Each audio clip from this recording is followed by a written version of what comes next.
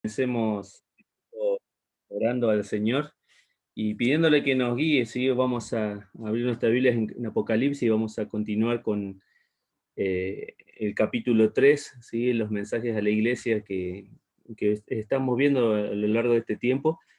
Y hoy nos toca Sardi, así que oremos a Dios para que el Señor nos muestre de su palabra en nuestras vidas y que realmente podamos entender ese propósito que Dios tiene para con cada uno de nosotros y valorar y experimentar una relación más profunda con aquel que murió, como decían los chicos hoy, recordando aquel cordero que fue inmolado por nosotros y que realmente pagó nuestros pecados allí en la cruz. ¿Oramos?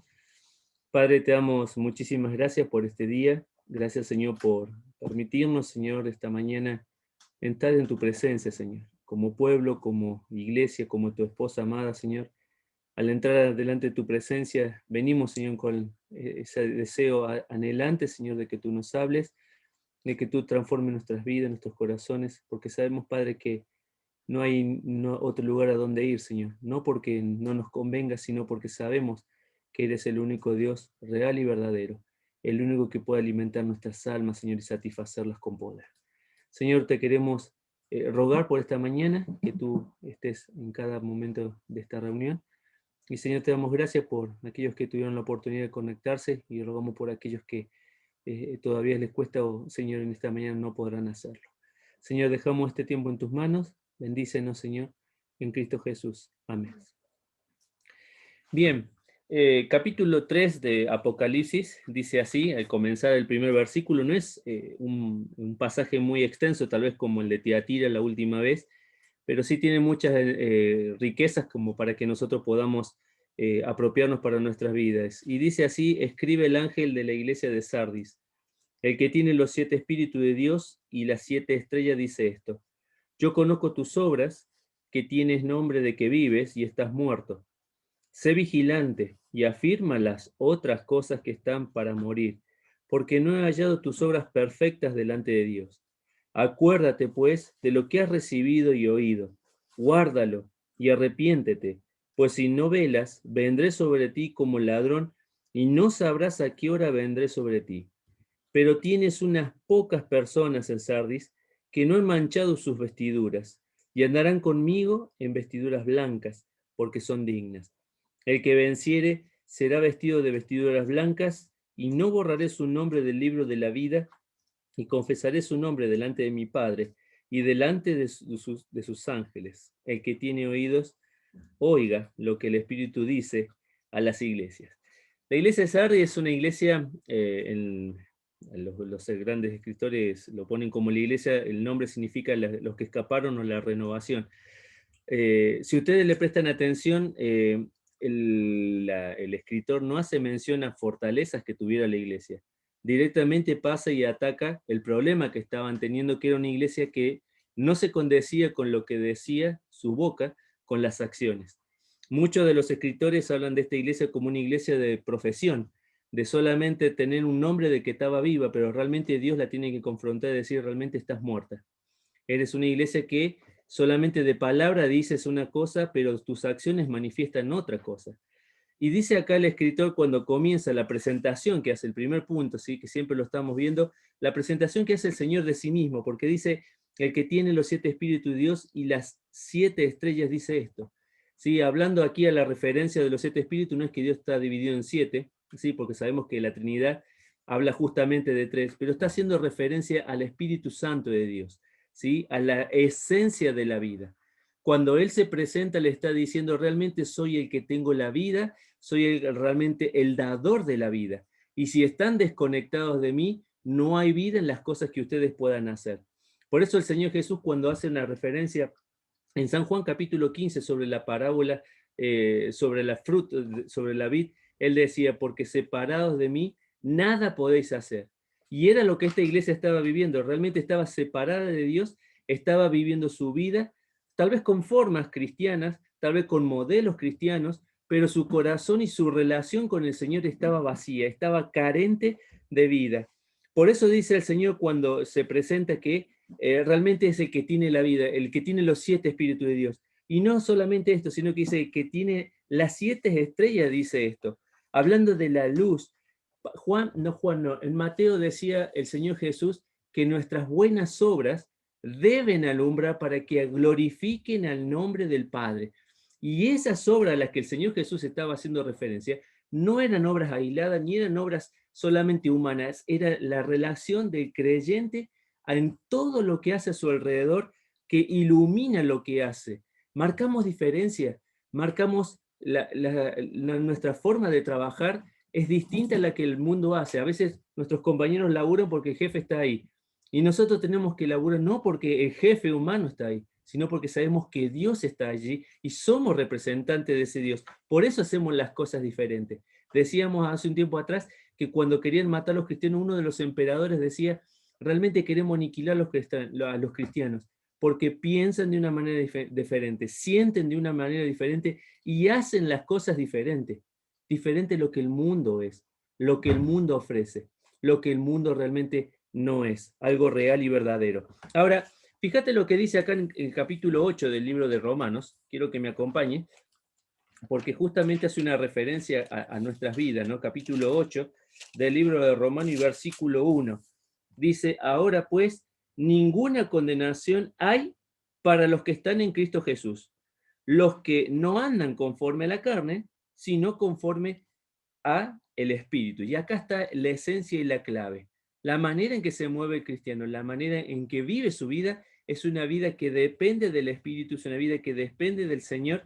Y fíjate las frases que utiliza acá en el capítulo 8, ¿sí? Primero, no hay condenación, ¿sí? No hay ningún peso, ningún veredicto. La palabra ahí en el original es catacrina. No hay nada, ni siquiera una sentencia. Vieron que acá cuando en el mundo hay un proceso judicial, se dicta una sentencia. Y uno puede apelar esa sentencia y decir realmente están equivocados o el proceso es un proceso injusto, y puede apelar a distintas instancias hasta el momento que se dicta sentencia firme. Quiere decir que no hay ningún paso más, ya está dada una resolución con respecto a mi vida, con respecto a lo que hice. Lo mismo está diciendo aquí el escritor, no hay condenación, no hay una sentencia firme que nos condene a nosotros. ¿Por qué? Porque realmente estamos, dice ahí, en Cristo Jesús. Y ahí la palabra estar significa en el original unido. Y cuando uno está unido en la persona del Señor Jesús, ya todas las cosas ya no las hacemos como las hacíamos cuando no estábamos con el Señor. Por eso la palabra dice que no andan. Ya te lo dije una vez, la palabra andar en el original significa peripateo, moverse en todo sentido y en toda dirección, como dice, conforme al Espíritu. Y esta es una palabra tal vez clave que para nosotros puede pasar desapercibido, pero significa katá, ¿sí? Que significa debajo de. Y la gran pregunta que yo te quisiera hacer hoy en esta mañana es si realmente estamos viviendo nuestras vidas bajo la guía del Espíritu Santo. Si realmente estamos viviendo nuestras vidas bajo el control, el gobierno del Espíritu Santo. Cuando el Señor Jesús se va, dice que le da una promesa a los discípulos, esperen la venida del Espíritu Santo, pero antes, en el libro de Juan, les comienza a hablar de que este Espíritu iba a bajar a la tierra después de la obra de Cristo, después de limpiar nuestras vidas con la cruz, con su sangre, y que iba a morar en nosotros. Y la palabra que ahí utiliza es tabernáculo. Es aquel que está morando en nosotros. Y hoy el gaucho tomó Apocalipsis capítulo 4. En la visión del cielo, cuando Juan entra a los cielos, dice que ve un trono, solo un trono, y después 24 ancianos sentados en sus tronos alrededor de esa persona que estaba sentada en el trono. ¿Y sabe qué es lo que nos está diciendo el Señor? Que en nuestro corazón no existen varios tronos, hay uno solo. Pero está en nosotros dejar que esa persona que es digna de nuestras vidas, que merece nuestra honra, se siente en ese lugar para tomar el control. Y dice la palabra de Dios que ahí la utiliza la autoridad. La autoridad sobre el mundo lo va a hacer. Ahora, el Espíritu tiene ese control en nuestras vidas. Me manejo bajo la esfera de lo que el Espíritu hace. Fíjense que Efesios dice que podemos contritar al Espíritu en nuestras vidas. Podemos hasta hacerlo pasar mal, sentirlo y ponerlo en situaciones complicadas si no vivimos conforme a la palabra de Dios. Y volviendo al Apocalipsis capítulo 3, el Señor Jesús, el Señor escribiéndole dice, yo conozco tus obras. yo sé cómo estás haciendo las cosas. No hay nadie que me las cuente. No hay nadie que me las, como se dice el término cordobés, decía el otro día Andrés, no hay nadie que me chamulle o que me esté tratando de vender gato por liebre con respecto a la actividad de la iglesia, con respecto a la vida de la iglesia. Y dice, tienes nombre de que vives y estás muerto. ¿Te has puesto a pensar esta confrontación que hace el Señor? ¿Te has puesto a pensar la dimensión que tienen las palabras del Señor de ser directo con las cosas que están pasando en la vida de su iglesia, en la vida de los miembros de su iglesia? No busca suavizar la situación que estaba pasando, no busca tratar de esquivar la situación, enfrenta el problema y confronta a su iglesia diciéndole, tenés nombre de que vivís. En el original ahí la palabra que utiliza es sao, significa una persona con vida, con movimiento. Tienes un nombre, dice, pero me llama la atención lo poderoso que es la palabra del Señor en el original cuando utiliza la palabra muertos, porque utiliza la palabra necros.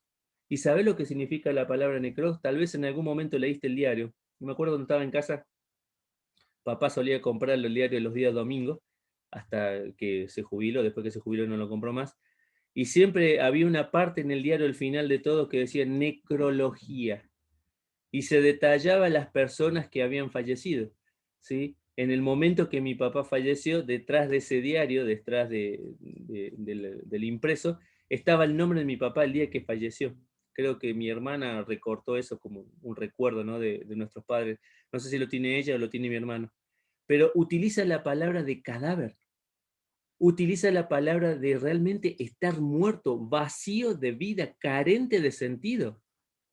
Y Dios se enfrenta a su iglesia y le dice, lo único que tienes de positivo, eres solamente un nombre de que vives, pero aún estás muerto. Todavía no te relacionas con el Señor. Todavía no tienes realmente la vida del Espíritu. Y es más, dice ahí, en la palabra que utiliza, dice, y estás necro muerto. Esa palabra estás, en el original es ei, y significa eres. ¿Te das cuenta la forma en que el Señor se expresa con su iglesia? Le está diciendo, tienes nombre de que estás vivo, pero realmente eres un muerto espiritual, eres un muerto que no se relaciona con el verdadero Dios. Ahora, qué interesante esto, ¿no? Porque muchas veces las apariencias, ¿sí? Como decimos en el dicho, las apariencias engañan. Y aquí tal vez la iglesia estaba pensando que podía engañar a los que estaban a su alrededor.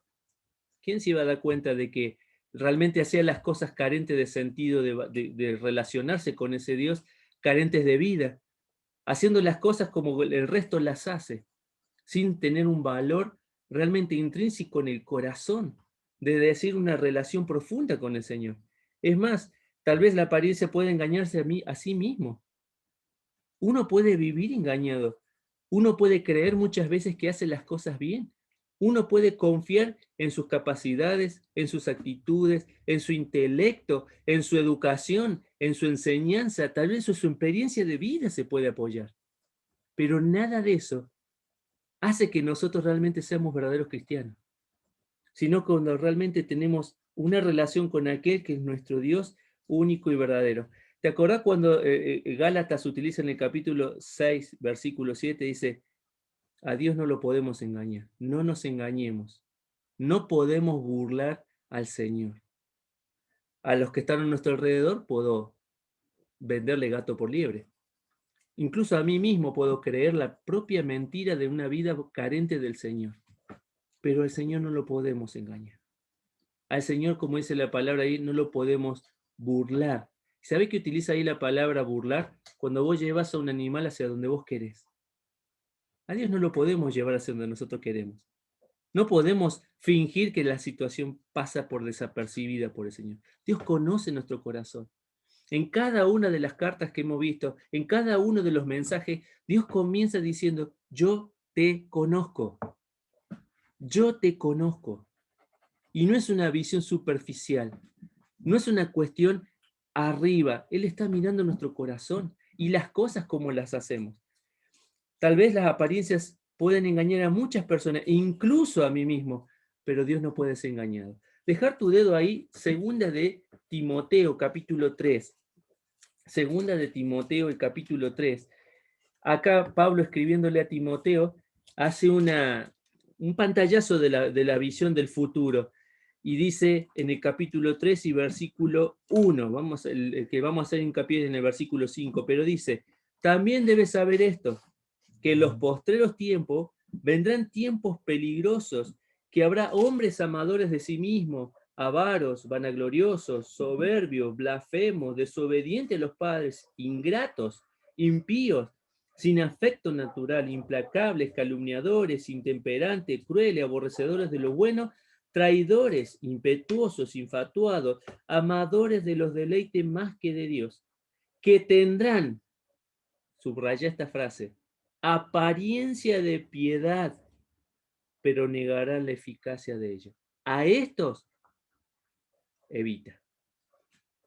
Mirá la visión de Pablo con respecto al futuro de las generaciones que vendrían delante de la iglesia. Muchas personas se dicen ser cristianas, pero no lo son. Por eso dice acá, tendrán apariencia, tendrán una profesión de boca. ¿Sabes lo que estoy diciendo cuando hablo de profesión de boca? Que muchas personas dicen haber creído en el Evangelio, pero sin arrepentirse de sus pecados. No pueden abandonar su vida pasada, no pueden dejar los hábitos del pasado, no pueden dejar de vivir sus propias vidas conforme el modelo que recibieron. Acá el original utiliza la palabra apariencia y dice cuando utiliza esta apariencia de piedad, morfosis. Y fíjate lo que dice en el original, una formación, una forma externa. Y dice ahí, tendrán, que la palabra en el original es ejó, significa lo mismo que la otra casi. Ser, sostener, van a sostener una vida de apariencia. Van a hacer las cosas solamente por fuera, pero sin tener un corazón transformado, sin tener una relación profunda con el Señor. ¿Te das cuenta? Ahora, lo más fuerte de esto, ¿sí? Que tal vez debemos pensar nosotros, lo más fuerte de esto, es que cuando termina Pablo escribiendo el versículo 5, dice, pero negarán la eficacia de ellos. A estos evita. ¿Sabes lo que significa negarán? En el original significa arniomai y significa contradecir o rechazar. ¿Prestaste atención a lo que está diciendo? La apariencia de una vida se ve contrarrestada con las acciones de tu vida. No hay nada más fuerte que pueda hablar de nosotros que no nuestra boca, sino nuestras acciones. Nuestras acciones reflejan lo que somos de Dios. Es más, dice, negarán la eficacia. Ahí está hablando del dunamis, la fuerza, el poder milagroso, el poder transformador de Dios. No se puede vivir una vida cristiana sin una relación con el que fundó la vida cristiana, la persona de Jesucristo. No se puede vivir una vida cristiana solamente por apariencias. Cuando hay apariencia en nuestra vida, tarde o temprano la fachada se cae, porque el mundo hace cosas que son temporales. Primera de Juan, capítulo 2, perdón.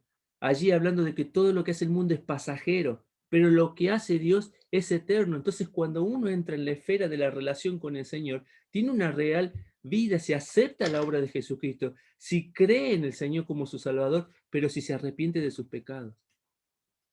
Si realmente la confesión de su boca conlleva el hecho de no hacer lo que hacíamos en el pasado. Y termina esa frase, ¿no? A esto se evita. Y la palabra evita es apotreo, que significa evadir, desviar. ¿Viste cuando vas de viaje? Cuando volvemos a nuestras ciudades de donde venimos, siempre conoces dónde evitar el tráfico, ¿sí? Si vos vas a Córdoba, hay dos arterias que son principales, que es Colón y General Paz, ¿sí? Ese cruce hace como si fuera el centro de Córdoba. Cruzan las dos avenidas más importantes, siempre repletas de autos. Es el pleno corazón del centro de Córdoba. Cuando uno va de viaje, cansado de viajar 1.600 y pico de kilómetros, lo que hace es evitar ese tráfico. Y aquí es la palabra que utiliza cuando le habla a los verdaderos cristianos. que deben evitar este tipo de personas, porque son más dañinas que las otras personas, las que viven cegadas por el pecado en el mundo. Son más peligrosas las personas que son religiosas. Son más peligrosas las personas que dicen creer, pero con su vida hacen todo lo opuesto. ¿Cómo saber si una persona vive de apariencia? ¿Cómo saber y detectar la falsedad? Y no te digo que mires a la otra persona, te estoy hablando de que te mires a vos mismo. Allí en el 2 de Timoteo capítulo 3, versículo 8 dice, y de la manera que Janes y Jambres resistieron a Moisés, así también estos, los que tienen apariencia de piedad, resisten a la verdad. Hombres corruptos de entendimiento, réprobos en cuanto a la fe. 2 veces en el mismo versículo utilizan la palabra resistieron y resisten, y en las dos se utiliza el mismo concepto, ad systemi, que significa pararse en contra, contradecir.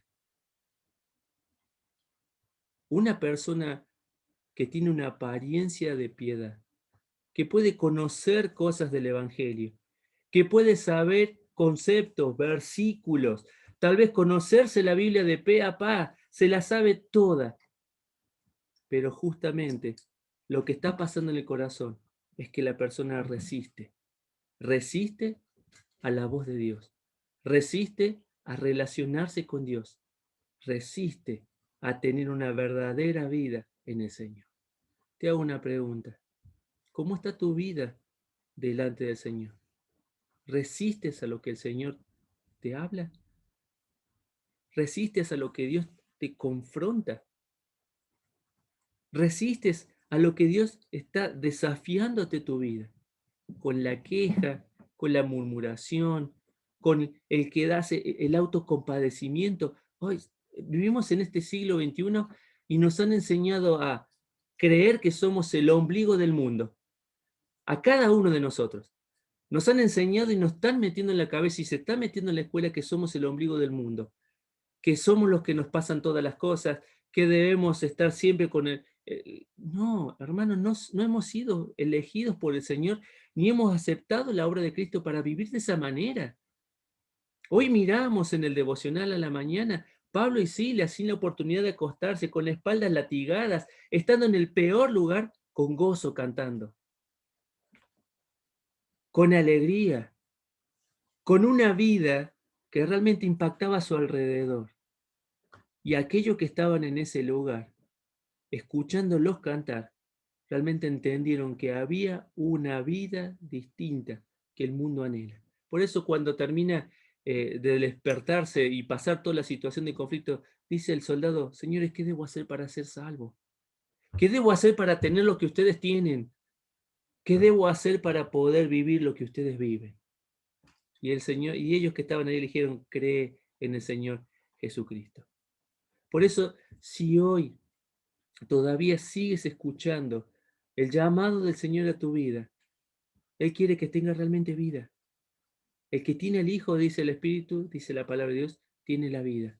Pero el que no tiene el Hijo y el que rehúsa a creer en el Hijo de Dios, ya ha sido condenado. Tal vez escuchas la palabra del Señor.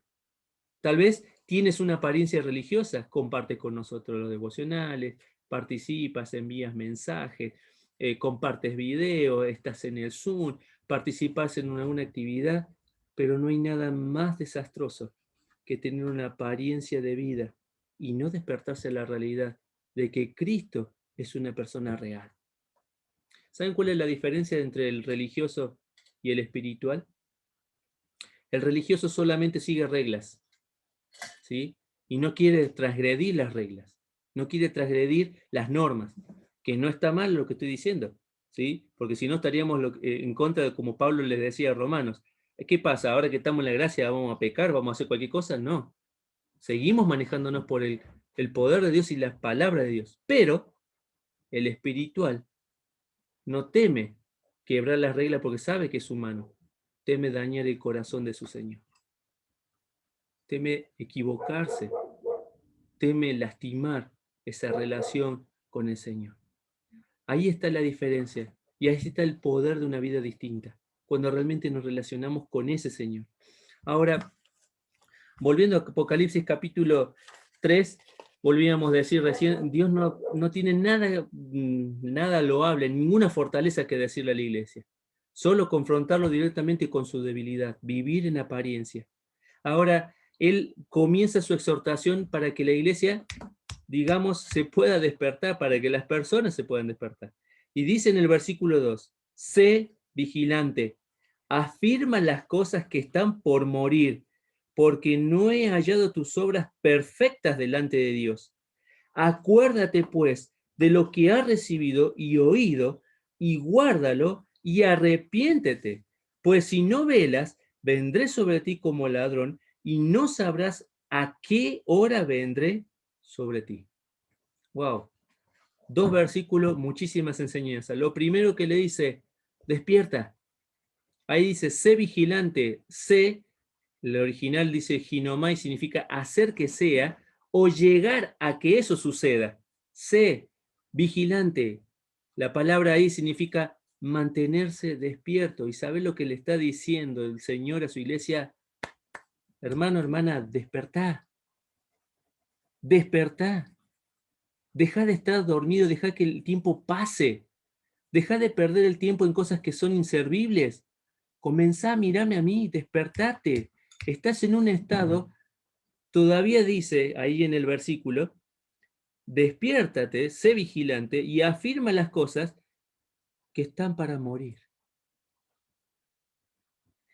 La vida de apariencia se va muriendo de a poco.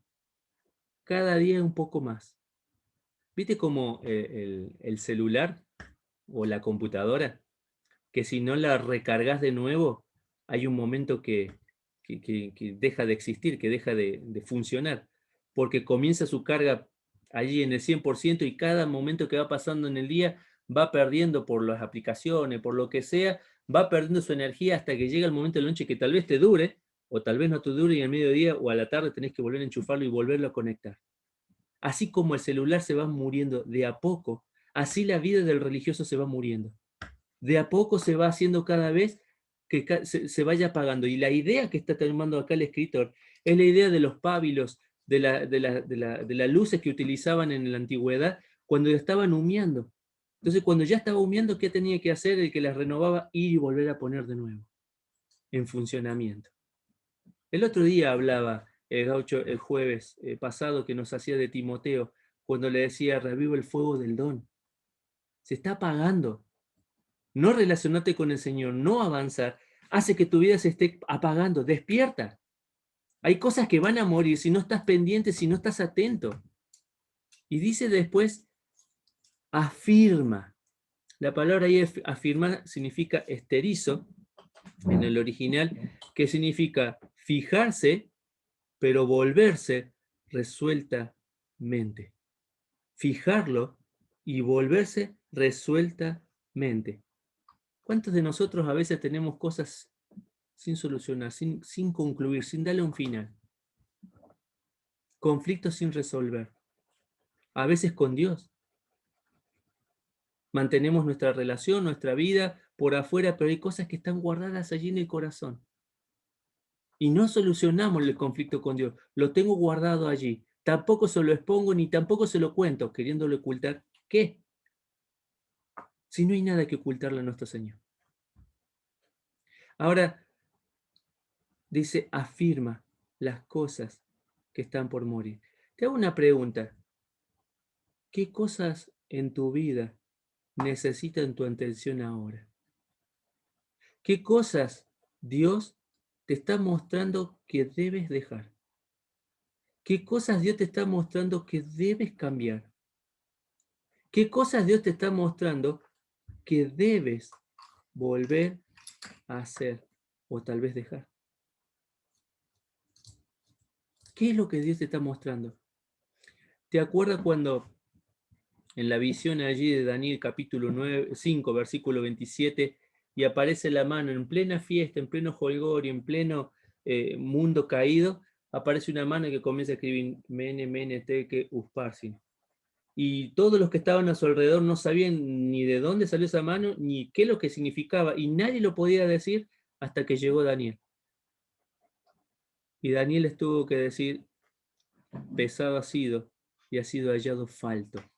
Cuando usa la palabra falto ahí, que es casigir, significa deficientes, obras carentes de Dios. El rey estaba haciendo una fiesta y todo lo que estaba haciendo allí estaba carente de la presencia de Dios. Cuando Juan escribe acá y le dice, sé vigilante y afirma las obras que están por morir, porque no he hallado tus obras perfectas delante de Dios, está diciendo, estoy viendo que tus obras son deficientes. ¿Por qué? Porque no tienen nada de Dios. Son todas obras humanas, son todas obras vacías, carentes de vida, carentes de fe, carentes de amor, carentes de esperanza. ¿Ah? Venimos escuchando la esperanza esta semana, ¿no? Lunes, martes, el jueves, hoy cuando también los chicos compartían, esperanza, esperanza. Dios no te deja así como está, ni quiere que permanezca así como está. Fíjate el amor del Señor, que tiene esa capacidad de confrontarte.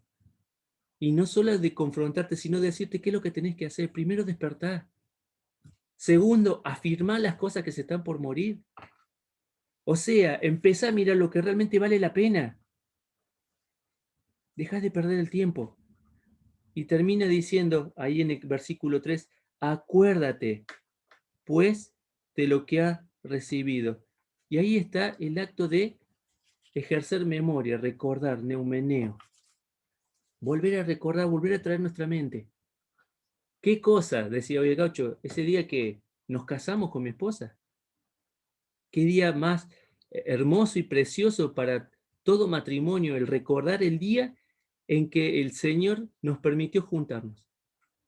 Qué cosa más preciosa de recordar el día que llegó nuestro primer hijo o hija a nuestra familia. Con todo lo que eso implica, la incertidumbre, el no saber si vas a ser un buen papá, una buena mamá, el no saber si vas a poder cambiar un pañal. Recordar esas cosas. Acá el escritor le está diciendo, recuerda, acuérdate lo que has recibido allá cuando comenzó tu relación con el Señor. En el momento que te encontraste con el Señor y hubo gozo en tu vida. Hoy lo decía el carcelero, que después de que aceptó a Jesucristo, ¿sí? Dice que hubo gozo en su vida. Y es más, dice que no terminó allí porque esa misma noche pidió ser bautizado. ¿Hay gozo en tu corazón? ¿Hay gozo en tu vida por las cosas que hoy estás viviendo? ¿Hay gozo en tu vida de saber que cuando haces memoria te acordás de aquel día? Y ni hablar del día de tu bautismo.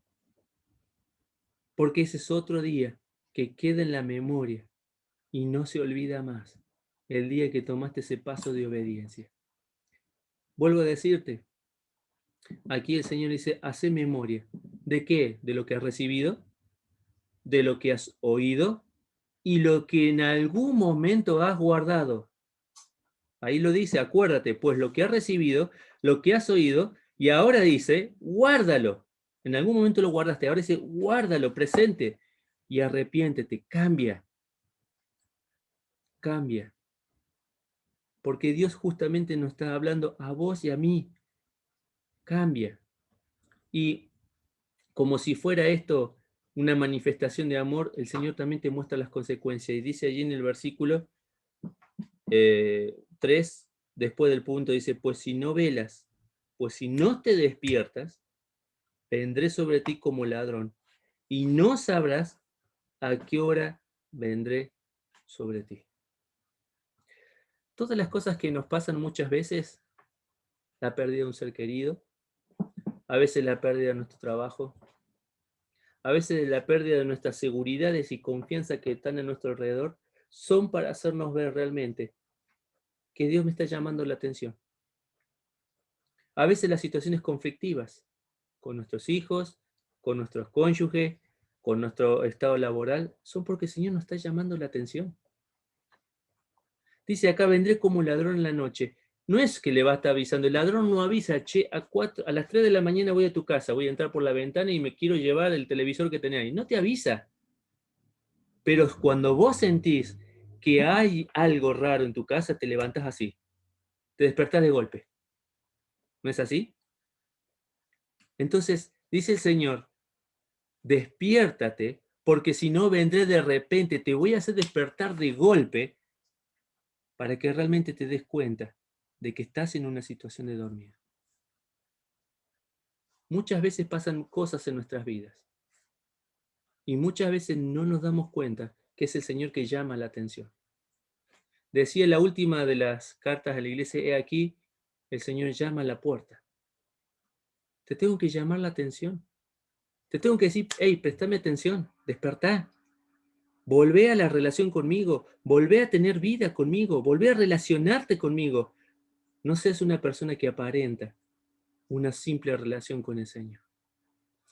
Dice ahí a continuación, versículo 4, el consuelo de aquellos que todavía están despiertos, pero dice, pero tienes unas pocas personas en Sardis que no han manchado sus vestiduras y andarán conmigo en vestiduras blancas, porque son dignas.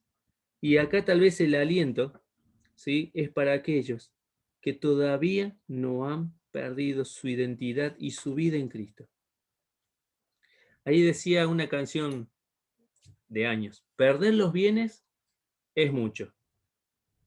¿Sí? Hay gente que tenemos que ha perdido todo en su casa. A veces con un incendio, a veces tenemos otros que han perdido su vehículo a través de un accidente. Perder los bienes es algo mucho. Perder la salud es más.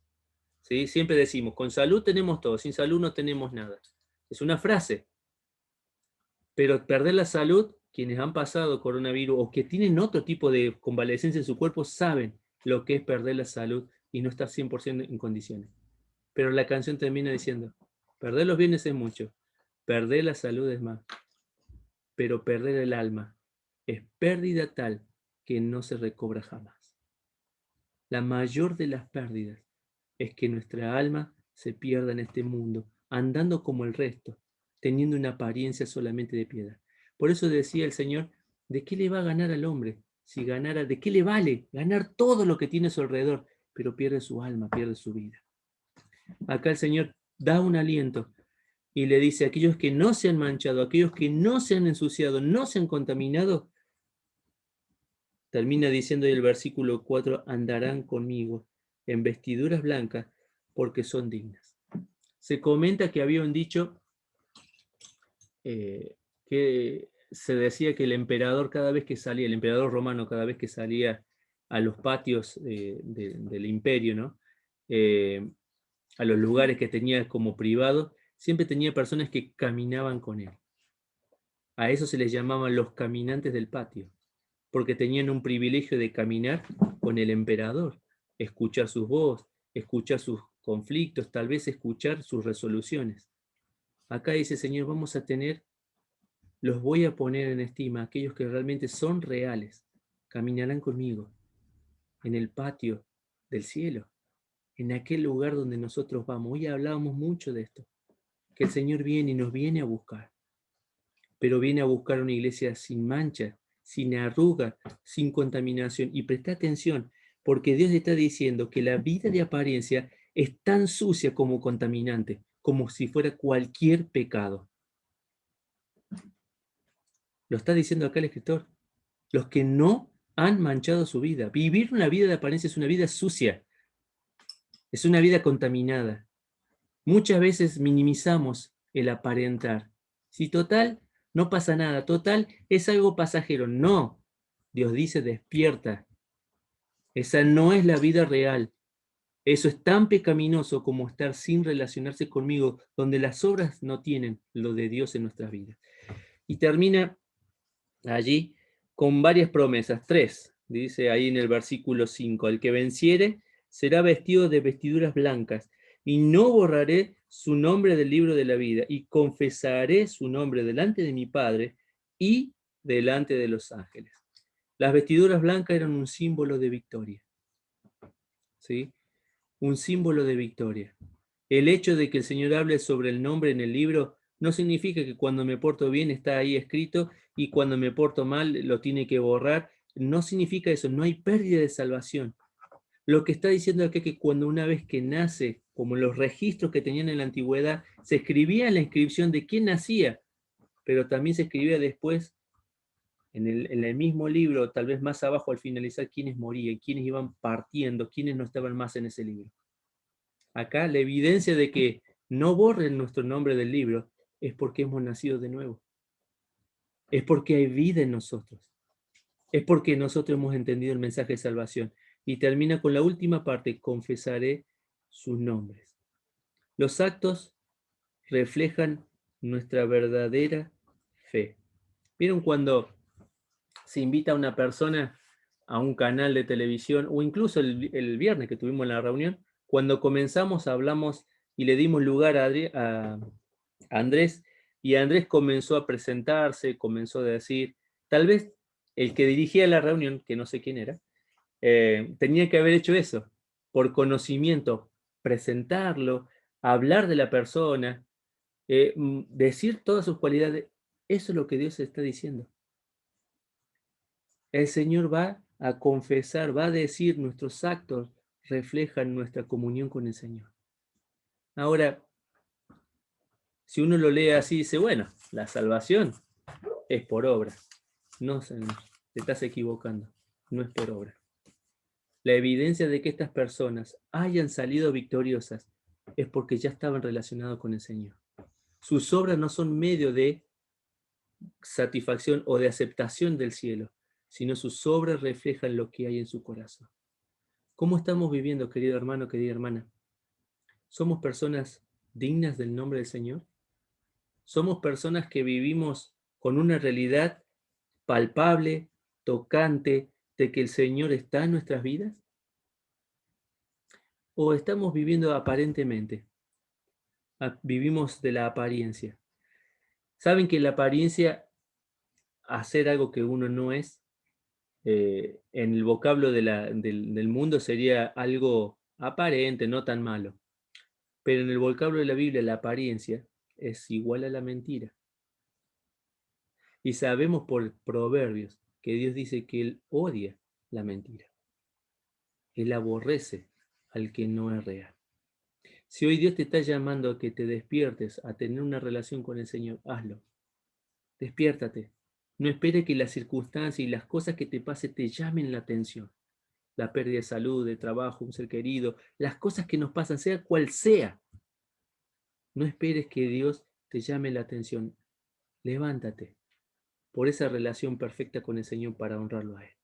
Vamos a terminar en esta mañana orando y agradeciendo a Dios por esta iglesia. No por lo que era, sino por las cosas que nos ha mostrado para nosotros mismos. Padre, te damos gracias por este día, por tu bendición, Señor, por saber que venimos ante tu presencia con gozo y con alegría, de saber que nuestra relación depende de ti. Te rogamos, Señor, que nos acompañes. Si no estamos relacionados contigo, si todavía no hemos creído y no hemos arrepentido de nuestra vida pasada, que hoy pueda haber salvación en medio de nosotros, que pueda haber corazones transformados por el poder del Evangelio para que realmente tengan vida y vida en abundancia. Pero si somos de aquellos, Padre, que estamos caminando junto a ti, ayúdanos a que no entremos en un estado de somnolencia, de estar dormidos, sino que nos despertemos a la realidad de que tú estás evaluando nuestras vidas, nuestras acciones, no porque quieras juzgarnos y condenarnos, sino porque nos estás advirtiendo de que una verdadera vida se relaciona con Dios, con su Hijo Jesucristo, y se ve en todo lo que hacemos. Padre, bendice nuestros corazones. Ayúdanos a agradarte en todo tiempo. En el nombre de Cristo Jesús. Amén.